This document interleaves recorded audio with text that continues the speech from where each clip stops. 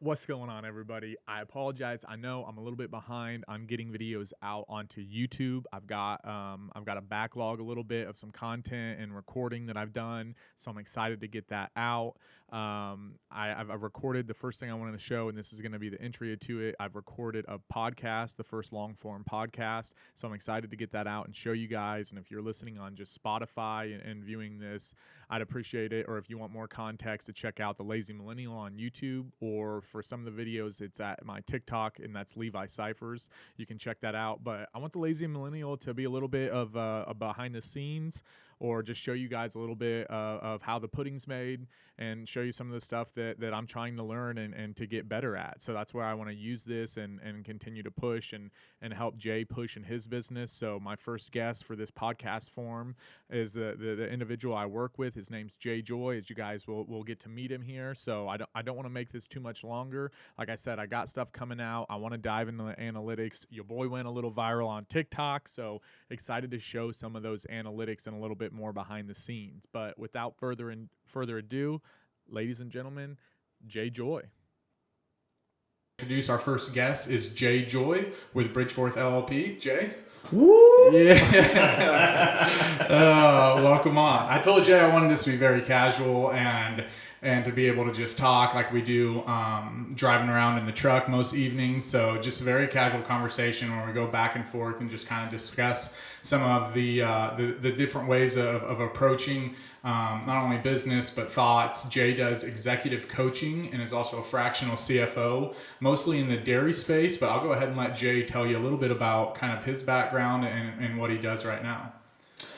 Well, yeah. So, I grew up on a farm in north central Kansas, Republic County.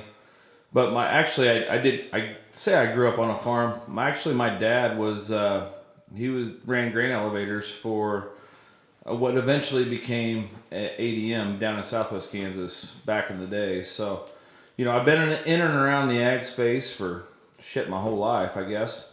And from a career standpoint, was a banker for about 10 years. Financed a lot of large dairies, commercial feed yards, grain companies, farm supply co-ops, and had the opportunity to get out of that and get into dairy farming. So one of the clients that I was financing back in the day owned dairies pretty much all over the western U.S., and two of which that I was financing in western Kansas. And so, just got a random phone call one day on a Friday afternoon, and the managing partner in that business asked me if I wanted to get out of banking and into dairy farming. So I just said, why not? So that's what I did, right? So yeah. Literally went from being a banker in Wichita on a Friday to just changed career paths really quick to being a dairy manager in western Kansas, literally in the course of about 72 hours. So what was that change like? Like, what point of your life were you in during that change? That would have been in June of 2012. So I was 32 at that point, married, living in Sedgwick, actually, just north of Wichita, and had two small kids. Paige at that point would have been 3, I believe, or almost 3. And Clay would have been about 18 months. So, yeah, it was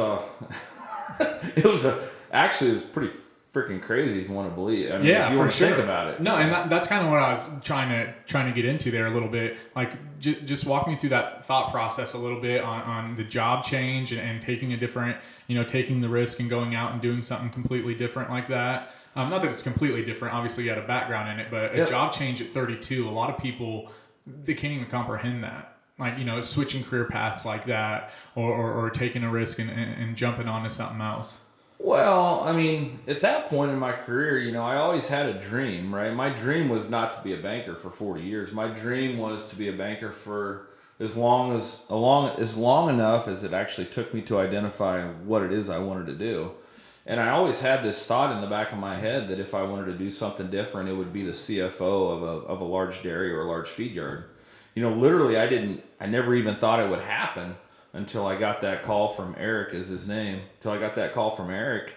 And it kind of reinforced the thought that I've had for a while that if you want something in life, it begins with a thought first, right? So you think it, and then like miraculously it becomes reality. I don't know. I think you put out a certain energy to the universe, and ultimately the universe has a way of like manifesting that thought into a reality. So, at that point, I didn't really understand that lesson in life. Oh, for sure. And so, so I went from being a banker to being a dairy manager. Unfortunately, that didn't last all that long. It lasted about a year and a half. Learned a lot of freaking life lessons in that space of time. Yeah. But, people, you can look back and say, well, was that a mistake or not? I really don't think it was, because, my decision to get out of banking and into dairy, it put me on a different path. It exposed me to people and concepts and ideas that I never would have been exposed to. So, yeah, you can look back at it and say, well, yeah, that was a mistake. But honestly, I wouldn't be sitting here doing this podcast with you, doing the work that I do with clients, if I would have not made that decision. Yeah, and talk a little bit just more about your role, I guess, now and where it's coming. We can go back and get into more of that thought process too. But where you are as a CFO, so I know I work with Jay now at Bridgeforth. That's happening in about a year, and we'll get into a more long-term podcast and kind of discuss how Jay and I's relationship has gotten to this point. But right now, we'll continue on the path that we're on. But just kind of talk about the role that you play now as CFO and how many clients that you hold. Well, so I work with about a dozen clients. They're spread out from essentially New York to New Mexico. Really, if you want to think about it. Yeah, it was one of the most surprising things, I think, coming on to work with you, is just seeing the amount of area that you cover. And I guess another one is just how, just kind of condensed it gets for you. The dairy world got very small when I met Jay Joy. There's not a name that you can't bring up in a dairy that it's hard for Jay not to know that family, which is just, when you think about that in terms of the United States, it sounds like, that's impossible. But trust me, when names start getting thrown around, connections happen very quickly. And I think that was something that was very surprising to me. Well, if you're good at meeting people, and if you're good at forming relationships, and if you put yourself out there and you go to industry events, like, you are going to meet people, and it's like the 6 degrees of separation, or in my case, usually it's like the 3 degrees of separation. And so, so the transition was, I lived in the banking and finance world, financed a lot of large dairies, large feed yards, and then, made a conscious decision to get out of that and into the day-to-day operations. And so it was a mindset shift. And it was good for me. It was really good for me because, as a lender, as a banker, you think you're a hell of a lot smarter than you actually are. You think you kind of know what goes on these operations every day, but when you're in the seat, having to make the decisions and work with the people day to day to make the operations work, it just raises your level of comprehensions of what it takes to run one of these larger operations. It takes it to a whole new level. And so, as I look back at, my transition from banker to dairy farmer, although it didn't last as long as I wanted it to, ultimately it set me up to really be what I do now, which is, fractional CFO work, like Levi said, mostly for dairy farms. I work with other operations as well, involved in the ag space, feed yards, row crop operations, dairy equipment supply companies. And so what that allowed me to do was get a real understanding of what it actually takes to run one of these businesses, and the dynamics that's involved, not only in the operations of making it work, on a day-to-day basis, but a lot of the businesses that I work with are family-owned businesses. And so I always tell people, like, my function is to find the biggest fire and run right at it and just put it out and go on to the next one.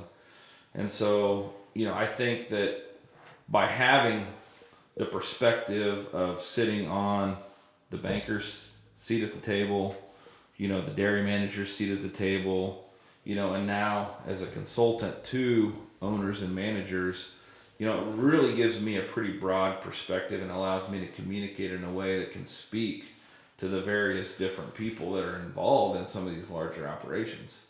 Yeah, and to add on to the CFO part too, a part of what Jay does is executive coaching as well. And so and the reason I wanted to reiterate that is when you talk there about the family part, the family enterprise part of the farming and the dairy, I think that's a lot of where you put on your executive coaching hat. For sure. And kind of change out of your CFO hat. Not that you're not doing that same thing, but yes, usually you're brought on, just from what I've noticed, is you're brought on as the CFO part and then quickly change the hat into the executive coaching hat. Talk a little bit more about the executive coaching and how that you've, in the recent years kind of seen that expand more and more.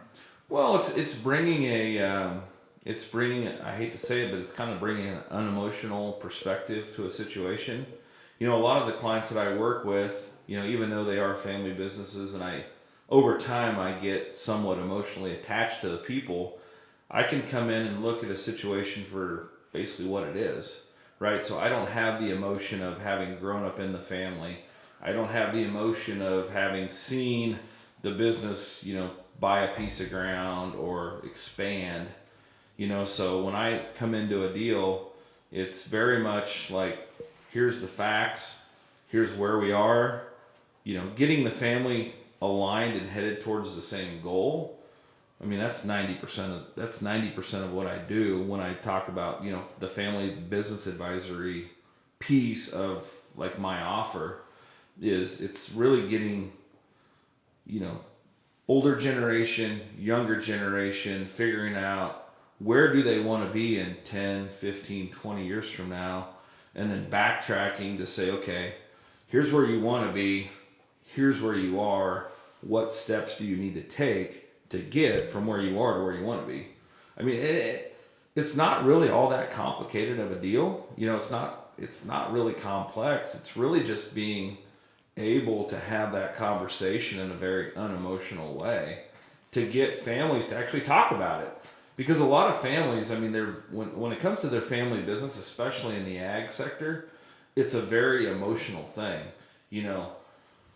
Older generation, more often than not, inherit it from their parents who inherit it from their grandparents. So it's like I can take all that out of it and just look at it as a business before I look at it as a family business. Yeah, and I think that one thing that when we talk about this a lot, you talk about how easy that part of it is.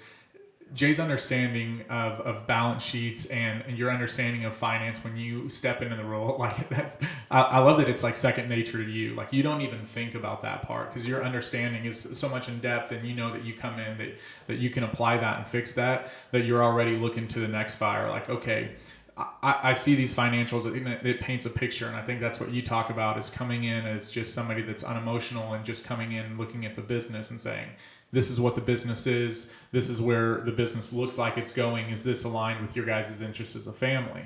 And then you switch hats there a little bit, and that's where I think the part that you enjoy a little bit more, just because that finance side has become so second nature to you. Yep. But to somebody to the average, business owner, that's something that usually they avoid, is that the finance side and getting that in order, just because it is a pain point in a lot of places. And talking about money a lot of the times at the dinner table is hush hush, even though operations talk is usually never hush hush. Exactly. But usually you're talking operations the entire time, but then finances, that's just for for dad or for grandpa, and so being able to bring in both of those aspects is one I think is something that kind of gets undervalued at times. Well, it's because I'm not ashamed to talk about money. Yeah, absolutely. Right? In most family businesses, it's like the reason that they default to the operational conversation is because I think there's this mindset within agriculture and family businesses within agriculture that like they're almost ashamed of being successful. They're ashamed of being, having a lot of wealth. And so I don't buy into that shit at all. Like the function of a business is to generate profits, is to be successful. So you shouldn't be ashamed of it. I had this saying a long time ago that if farmers would go to the coffee shop and bring their balance sheets and talk about how much money they made instead of how much corn they, yield per acre, or in the dairy world, pounds per cow, the world would be a better place because the function of a business is to be successful, is to be profitable. And if your focus is on just the operational productivity and not the financial efficiency of your business, you're missing the freaking boat. Yeah, and I agree, and that's kind of something that you and I talk about a lot as well. And so Jay is one of the big reasons for me pushing out into the media and doing this Lazy Millennial as well as the name is just because we talk a lot about the generational gap. Me as a millennial to the other, to the other generations, I do think that we have a lot different approach and different look at a majority of things, but especially business. And that's kind of what you talk about there. So my approach to business is very different than like even say my dad's. My approach to business is to make money and to provide, or to make money to secure me. It's not necessarily, Yeah, I don't give a shit how hard somebody works. Yeah, for sure. Right? I mean, if somebody works hard and makes no money, like what's the purpose of that, right? Yeah. I mean, one of my classic sayings is, give a lazy man a hard job and he'll find an easier way to do it. Yeah, for sure. Right? And to me, there's nothing wrong with that. Right? Like working your ass off, hands to the bone, and still not being able to provide for your family or to be successful, and be profitable, that's not a badge of honor. Hard work for the sake of hard work, to me, that is not a badge of honor. It's all about the end result. And I think that's something that the younger generation sees and is noticed. And maybe that's growing up and seeing parents do that for so long, and especially in the conditions that we're at today. But I think the younger generation is about efficiency, and they do like using technology. And when they can make the job easier, I think that they're going to. Well, yeah. I mean, literally, if you can do a job in 2 hours that it takes somebody else to do it in 6 hours, why would you not do it in 2 hours? Because that's not the way it was done, Jay. Well, yeah, I don't give a shit about the way it was done. I give a shit about what's the most efficient way to get the same result or a better result, actually. For sure. Like to me, it's all about production efficiency and financial efficiency. Again, if you work your ass off and don't make any money, like, yeah, you worked your ass off. Who cares? Why do you think that finance conversation is so hard for most people? Or most families, I should say. Again, I think a lot of families are ashamed of making money.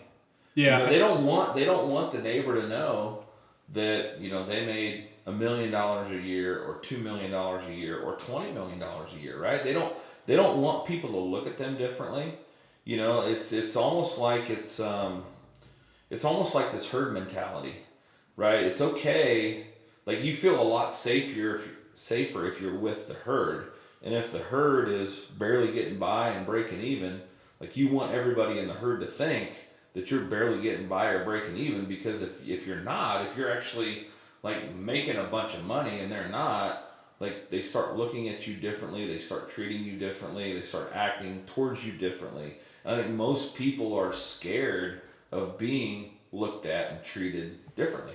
Which is crazy too, because I'm not saying that the herd mentality isn't necessarily wrong in all sense, but sometimes the herd needs to be led. And if somebody is doing something differently and being, successful at it, like being quiet just to fit in, like you're negating the whole herd in that. Well, the agriculture community, by their very nature, they tend to be very humble people, right? So there's a humility piece to that. Like they don't want to be viewed as being ultra successful, even though they may be ultra successful, because there's this humbleness that most people in agriculture they have, and that's like they cherish that humility aspect of it. So, but I don't think that those need to be mutually exclusive. I think you can make a shit ton of money and still be a humble person and a good person. I don't. Well, think that, you can certainly do well to do good, right? That's a good point.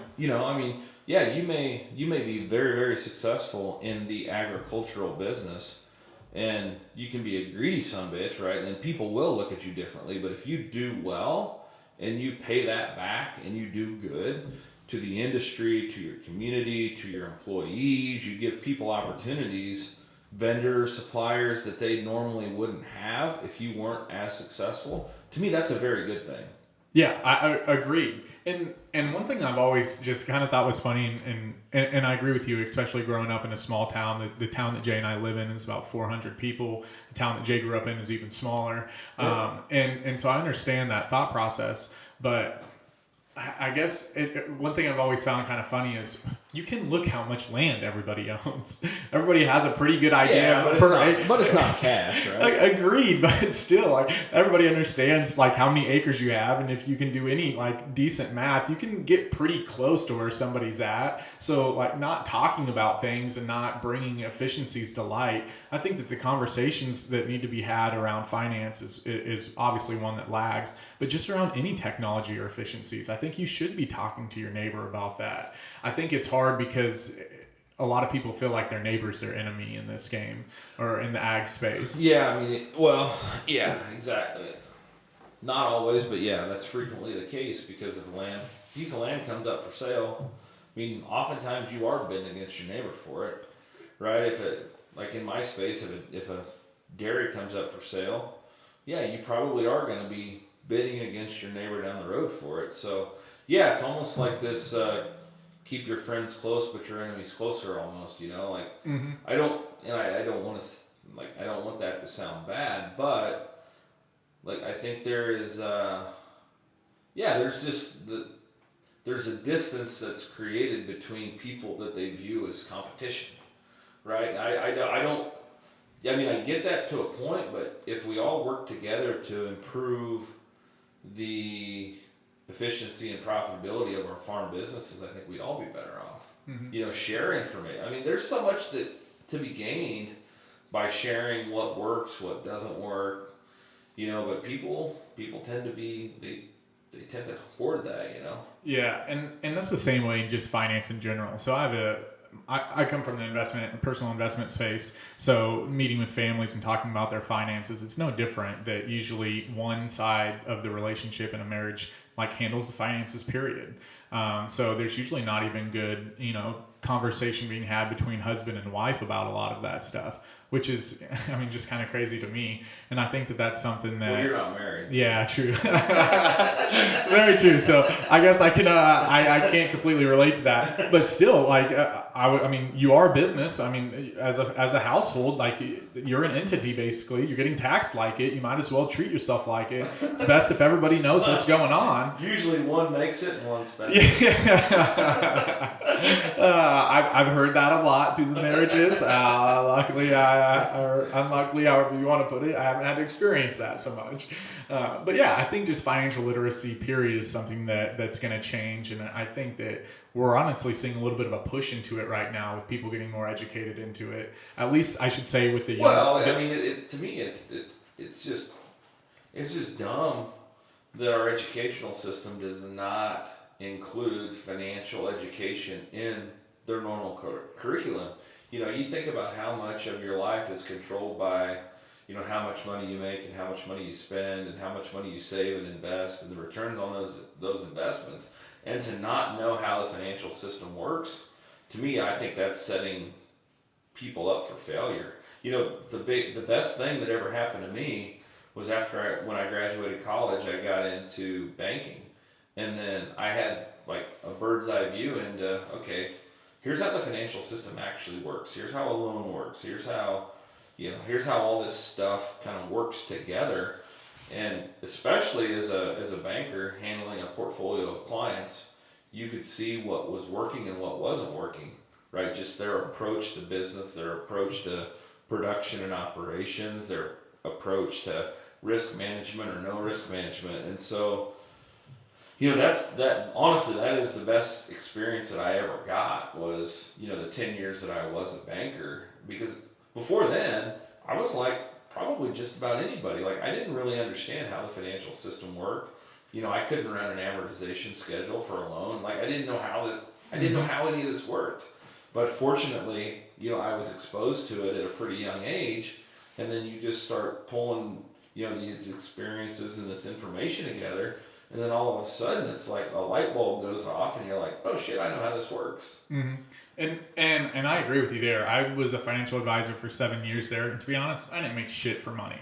And a lot of that I put back into the business and try to grow. But by the end of it, I had a great book of business.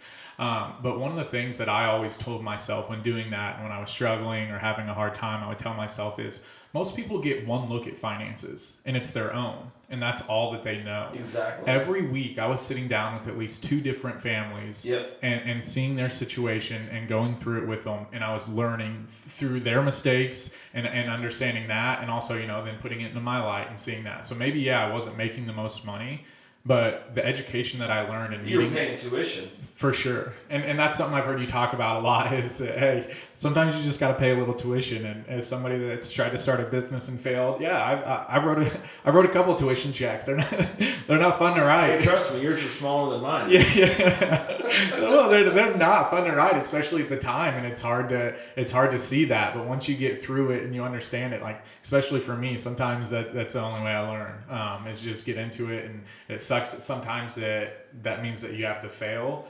But It's not a failure, man. yeah, good point. It's not a failure. If you learn a valuable lesson out of an experience, man, maybe to the external world they may look at it as a failure. To me, I look at it as a learning experience. I've had a lot of learning experiences. I've written some pretty freaking big checks, right? Uh-huh. But again, I would not be sitting in this seat having this conversation with you, working with the clients that I work with, delivering the level of value that I can deliver to clients, had I not written some of those tuition checks. I always say you can't expect a return if you first don't make the investment. And sometimes I think the struggle is the investment. Mm. Honestly, more often than not, the struggle is the investment, which sets you up to reap that return at some point in the future. And the hard part is getting yourself to start the investment, right? Pulling the trigger on that, just getting started. I mean, a lot of people that I talk to, especially friends and just myself and starting the business, it doesn't have to be a business or learning something new or pushing yourself out into something else, like me trying to learn this media side.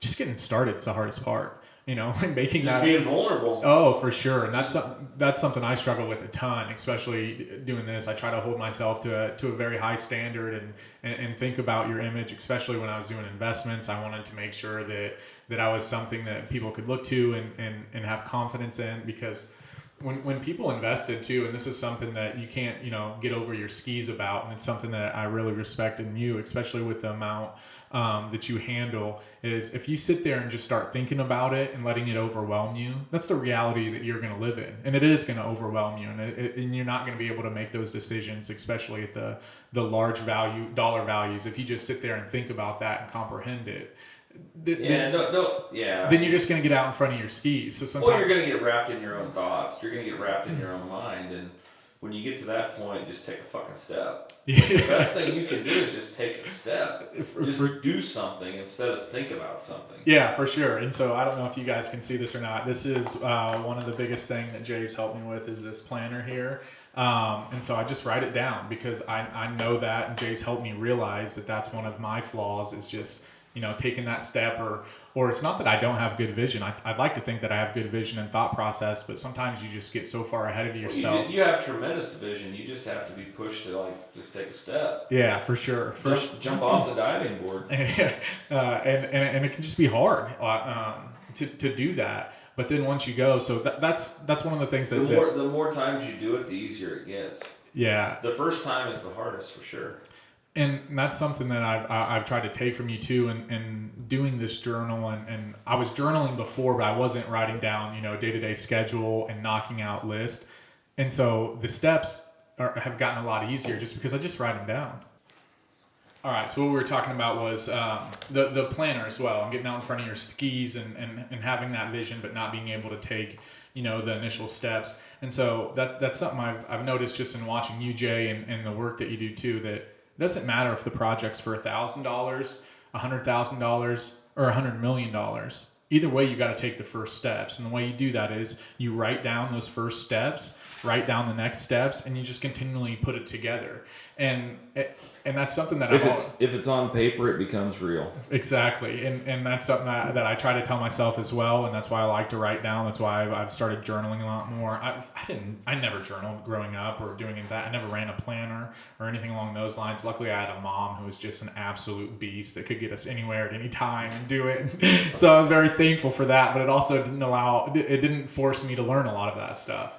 And so I had to learn that at a little bit of a later age and play a little bit of catch up. And that's something I'm very thankful for too as well, because it allows me with the creativity and the vision. But now learning those steps was a little bit hard. But now once you do it and you see how successful it can be, just writing things down and knocking it out, and how satisfying that is, that's something that I've really tried to steal from you and continue to do it. So just tell me, how did you kind of learn about writing in your planner and scheduling the days out the way that you do? I wish I had Jay's here. I might take some pictures and post it on here. But Jay's planner is full, and I mean full. Like if you look at mine, I've got days where I missed or didn't put anything through. Jay's thoughts are laid out. They're put down. He's executing on them every day. And it's something that I think is almost invaluable. And it's something I also wish that they would teach a little bit more as well. Well, it's, I almost had to start doing it kind of out of necessity, right? I mean, when you don't have a whole lot of shit going on, you don't have a lot to plan. But the more stuff you get going on, the more intentional you have to be about, writing things out, laying it out, planning your time. I say time is a lot like money. Like if you don't invest it in the right way, how can you really expect a return on it? And so, I was probably a lot like you. I carried around a legal pad and just jotted shit down, like my to-do list, right? Yeah, for sure. Right, but there was no real structure to that. There was no real process to that. It was not really an intentional thing in terms of laying it out in a way that actually made sense to make sure that you were efficient with your time. And so I was fortunate. I like to read books. I like to listen to podcasts. I like to watch, YouTube videos and stuff like that. And so about 4 years ago, I just ran across this guy. His name is Michael Hyatt and Company. And so I made an investment in one of their training programs, and it was literally all about the full focus planner and how to use the full focus planner to organize your life, essentially. And so, again, I didn't invent any of this stuff. This is not like a novel idea or a novel concept that I came up with. Mm-hmm. I just consumed some content, said, you know what? I like how this is laid out. I think I can make this work for me. And so I did. I took the action. I took the step. I didn't get wrapped up in my own mind about, what's not good in this, it's not good in that. It's like, okay, well, I like the idea, I like the structure of it. I'll use it, and then over time, I'll make it work for me. Mm-hmm. I'll adjust it as I need to adjust it. But again, kind of coming back to a core concept that you mentioned earlier, is like, you can have the great idea, but if you're unwilling to take that first step and to take that first action, like, you're not going to get anywhere. For sure. And so that's kind of how it all came. That's pretty much kind of how it all came to pass. And I've been using that planner for 3.5, 4 years. And it really has changed my level of organization, my level of thought about planning my next week, planning my next month, planning my next quarter, because it runs on a 90-day schedule. It's a quarter by quarter thing. And so, yeah, again, it forces you to sit down on a weekly basis, plan out the next 7 days, intentionally think about, okay, what worked, what didn't work, what am I going to change, what do I need to keep doing. So just that process, that structure has helped me a lot in being able to handle the amount of different client engagements that I work with. So had I not found that organizational system, I'd be running all over with my hair on fire. Well, I don't have hair. I'd be running all over just, like juggling a bunch of balls in the air instead of like intentionally planning things out. And that's definitely how I lived my life up until. Well, you're a cipher. Yeah, for sure. It's how it's part genetics. Yeah, so. No doubt. It is how we run. Luckily, though, we have a great gift of gab and we're super personal, so we make it work. And also, thank you for saying the YouTube and the podcast as well, besides just the reading, because I am a true millennial and I try to get through. I force myself to try and read. I set goals for myself to do it, but I struggle with the reading. Love podcasts. I love taking in information that well. And your generation is a generation of observers. Right. Yeah. I mean, you've pretty much been trained to absorb content visually. But, Yeah. Oh, I'm a visual person for sure. Well, I am too, but, like, I always, it's one thing for me to try to remember it, but if I can actually write it down and see it, that's how I remember. You know what I mean? Mm-hmm, So, for sure. like that visual aspect, yeah. So, when I read a book, I remember the concepts in that book 50 times better than if I just listen to it. Because I don't absorb information, audibly. It's very visual for me. I seen a study, I can't remember where it was from, but it was saying that the podcast stimulates your mind just as much as a book does. So I didn't dive into it anymore. Stimulation, but retention. Yeah, true. And so I didn't dive into it anymore. It was all I needed to hear to be convinced. I'm no longer reading anymore, so I'll just be I'll just be listening to everything. Sure, I didn't even click. I mean, I'm sure it was Harvard or somebody studied it, so it's good. So yeah, that's one of the differences that I've seen too is just taking in, or I'll stay on the podcast stuff a little bit since we're on that topic, and the writing down and the journaling. One thing that doing these videos with, and I'm a little bit behind trying to do this and put out. I made a goal for myself of 52 videos this week, once a week. Even if it's not once a week, I'm still going to get 52 videos out. And it just forces myself to sit down just like the planner does and get in front and collect my thoughts and put them out there too. So not only can I collect my thoughts, but I have to convince somebody else of my thoughts as well. It's progress over perfection. Yeah, for sure. And if you're trying to get it perfect, you're never going to get it perfect. Just get it out there. It's just making that consistent, continual progress. To me, that's the name of the game. Nobody's gonna get it perfect their first time. But just having the nuts, basically. But I'm gonna look like an idiot on the internet, Jay. Who gives a shit, really? Oh, not me. I look like an idiot right now, but you know what? I'm sitting here drinking my Dos Equis talking to you. Hell yeah. And that was my thought process before doing it. You are going to look like an idiot, or you're going to do these things. And honestly, I wish I would have started it sooner. I would have had some really good content last year. But it does force you to sit there and collect your thoughts. And like everyone said, you've heard it before. If you truly want to learn something, then teach it. Absolutely. 100%. And when I have to sit there and watch my video, or it's up there in evergreen, and somebody can continually watch that, it does make you sit there and be like, oh shit, that's not actually how I thought about that, but the way I'm projecting it or the way I'm saying it is coming off in a completely different way. So that's something that But you're going to get better over time.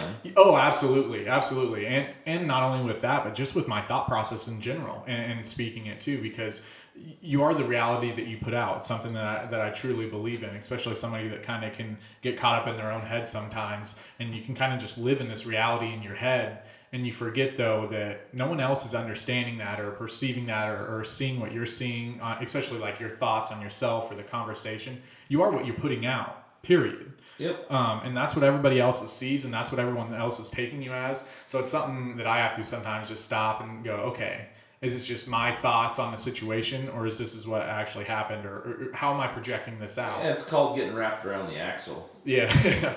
Seriously, a lot of people get wrapped around the axle so tight, and they get caught up in their thoughts, and they get caught up in other people's perception of who they are and what they're doing, that it creates this level of fear that they're not willing to take that action that they need to take in order to move forward, right? And so the quicker that you can get unwrapped around the axle and just say, you know what, this is who I am, this is how I roll, and just do it, the faster you're gonna get to where you want to get.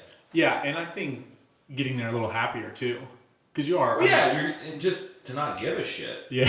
Honestly. For sure. You are who you are, and yeah, some people are gonna love you, some people are probably not gonna love you, but who gives a shit? Yeah, I think I did for a very long time, and still struggle with it too. Sometimes like you just want everyone to accept you, or like you, which is crazy to when you say that out loud, it's crazy to think. It's more important for you to like yourself than for other people to like you. Yeah, and that's something that I had to come to a realization with. But I do like myself, and I still want other people to like me. And so you kind of play that back and forth game with decisions you're making for yourself, and then the decisions you're making for the people around you as well. And you can feel selfish in doing some of the decisions for yourself. But like you said, though, you got to do what makes you happy, and you got to pursue what's going to make you happy and be your true, authentic self. I think happiness is part of it. I think fulfillment's the other part of it. Like there's things that I do that don't make me happy in the moment, but long term, I know that that's going to fulfill a certain need that I have. I don't with what I do. I travel a shit ton. Right? Mm-hmm. Do I always like driving to Manhattan, get on the airplane, and going somewhere?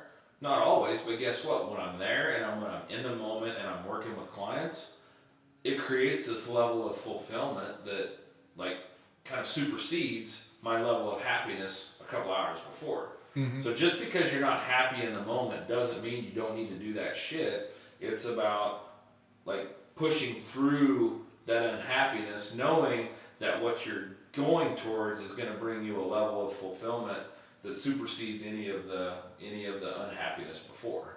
Mm-hmm. Oh, absolutely. And I struggled with the fulfillment part too, just because I think I had money tied to fulfillment. And not think about it, I know I did. And I think it's just how people view you a lot of the times, and it's the same way we can go back to the farmers and the humbleness or however. But you just tie yourself to this money and the fulfillment. And if I had the money, well, then people would perceive me differently, or I would be happier, or I would have that, fulfillment. And then, I think that you can understand this, and then last year I had a really good year up into a point, and was making money I didn't think I'd ever make before, and you realize holy fuck, this isn't fulfilling at all. Well, exactly. Money's important, right? You have to have it to be able to afford the lifestyle that you want, to be able to experience the things that you want. But ultimately, it's not gonna. Just having a big fat bank account is not gonna bring you fulfillment. I don't think. It's what that money can buy you, right? Whether it's freedom, whether it's experiences, whether it's material shit, mm-hmm. right? Like a jet ski. You ever seen somebody sat on a jet ski? No. Yeah, that's a pretty good point. Huh? Sorry, every time. I know that's a millennial reference. Every time that comes up, money can't buy happiness. I just you ever been sat on a jet ski? Because that's just my smart ass way of getting out of the tougher conversation. But seriously, when you grow up without, right? I grew up, we didn't have shit, right? So when you spend the first part of your career thinking that money is going to be the cure, right? It's gonna make you happy, and then you have a little bit, and you find out, yeah, it's okay. It's nice to have money, but it's really about the impact and the influence that you can have on other people. That's the real fulfillment that I get out of doing what I do. Yeah, I like to get paid. Don't get me wrong, but and you know this because you've seen it. There's somebody that calls me, potential client that I've never met before, and my first inclination, I'm not negotiating price. I'm not trying to figure out, okay, how much money can I make off of this engagement?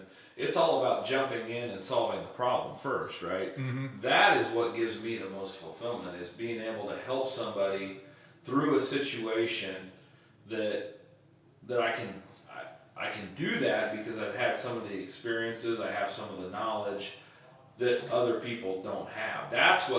To me, that's what's fulfilling to me. Yeah, is the money important? Yeah, but for me, it's not the most important. And I just want to help people get through whatever situation they're going through, whether it's a financial situation, whether it's a family that's not getting along. I feel like it's my purpose on this earth to help people get through that shit, and then the money is secondary to me. Oh, absolutely. I agree with you on that, and I think one of the things that I respect the most about you is your ability to run at the fire, and not just respect, but just kind of idolize a little bit too. Is that when you get into the room, you already are looking for okay, what is the problem here? We'll take for reference, sometimes we'll be in a meeting and everyone knows the problem, but people just won't say it. Like no one will just stand up and say it. And what I love is when they bring you in, like that's what you're doing. And you're saying, hey, the first step is to acknowledge what's actually wrong. Oh, for sure. And that's something that it's hard, for people when they're struggling or they're doing things. A lot of the times the problem is usually yourself and you're trying to blame it on other people. But also in finance or any of that stuff, there's always problems that we don't want to admit to ourselves that exist or talk about, but hiding from it's going to do absolutely nothing. Yeah. I mean, you bury your head in the sand and all that does is it buys you more misery. I mean, literally. The longer you go without acknowledging the problem and actually taking intentional action to solve the problem just gets bigger. Absolutely. Okay, and that's a good segue point, and I apologize, we got to cut this a little bit short. We're moving out of our space here, but I'll leave the audience with an actual step that they can do, something that they can take away and an action that they can do that will show improvement for them. In terms of what? What do you mean? In terms of just being... well, let's see how I want to put this. So my goal with this is to be able to help people, solve a lot of those problems or start businesses and just give them tools. And obviously you can't make them do it, but making the tools easier and accessible and putting it out there. So what's a tool that has helped you, or what's something that you think is beneficial for everybody? I want people to be able to listen to this and take something actionable away from it, like something that they can put into. I think the first step is to change your mindset. And when I say that, it's all about, there's this perception out there that like life is perfect for other people. Nobody's life is perfect. My life's not perfect. Your life isn't perfect. All we can hope to do is make progress.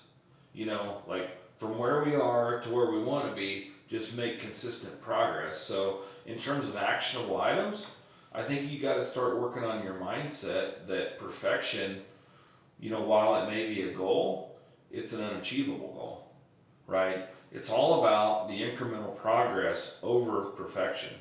And I think there's so many people that get wrapped up into wanting it perfect and wanting it, ideal, that limits their ability to just take that first step, to just take that first action that's going to make them progress from where they are to where they want to be. So to me, it's all about you got to work on your mindset. You got to work on your mindset continually to avoid the perfection trap, really. Oh, I couldn't agree with more. And so I'll end on the slogan I created for the lazy millennial then, and it's to think differently, live differently. Exactly. And I appreciate Jay taking the time, and let's go have a couple of Dos Equis together. Thanks, guys.